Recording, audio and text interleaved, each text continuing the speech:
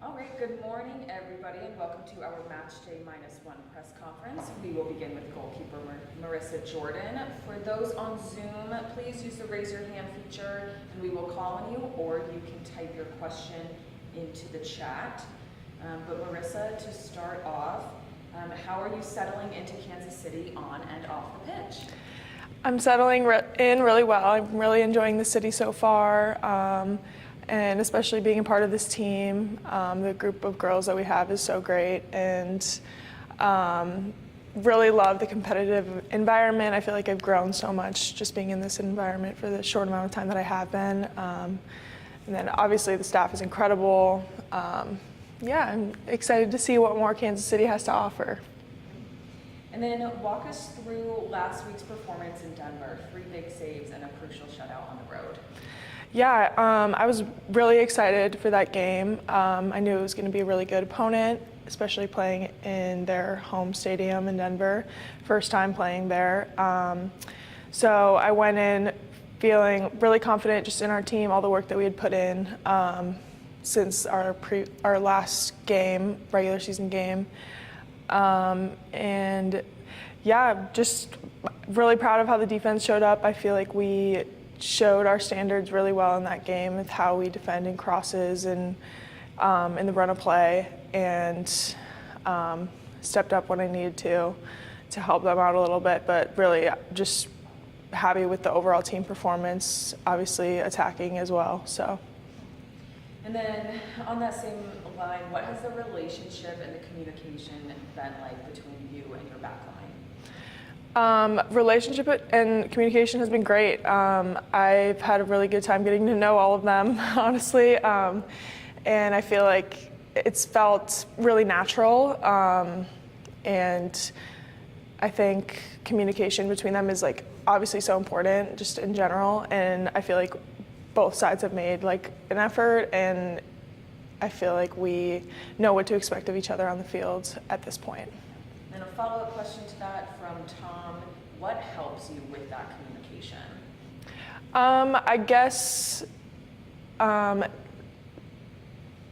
when like clear, concise communication, but then also communication. Maybe we're communicating on the field, we're not understanding what's necessarily the other person is saying, especially we're in a packed out stadium, but then a conversation on the side just to make it all make sense, I think, is what helps.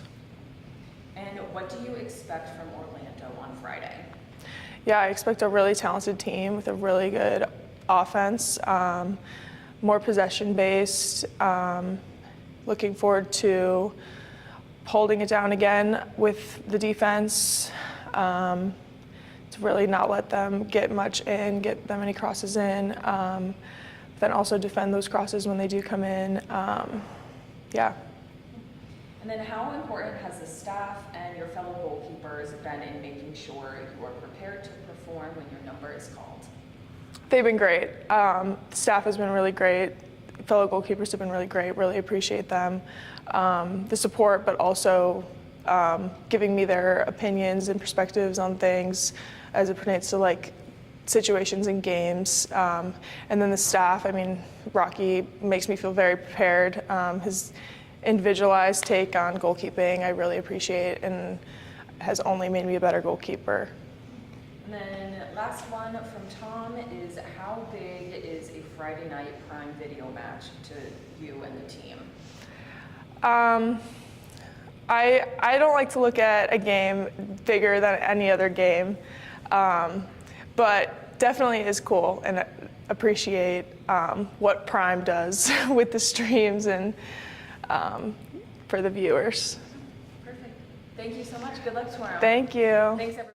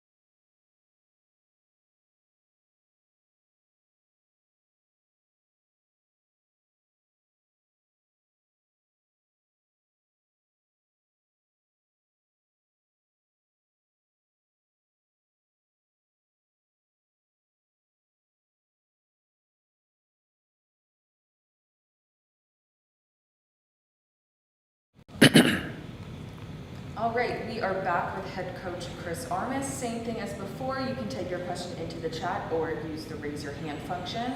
We have 2 questions from Tom that we will start with. The first being, how much, if any, will a game plan against Orlando change based on the availability of Barbara Banda?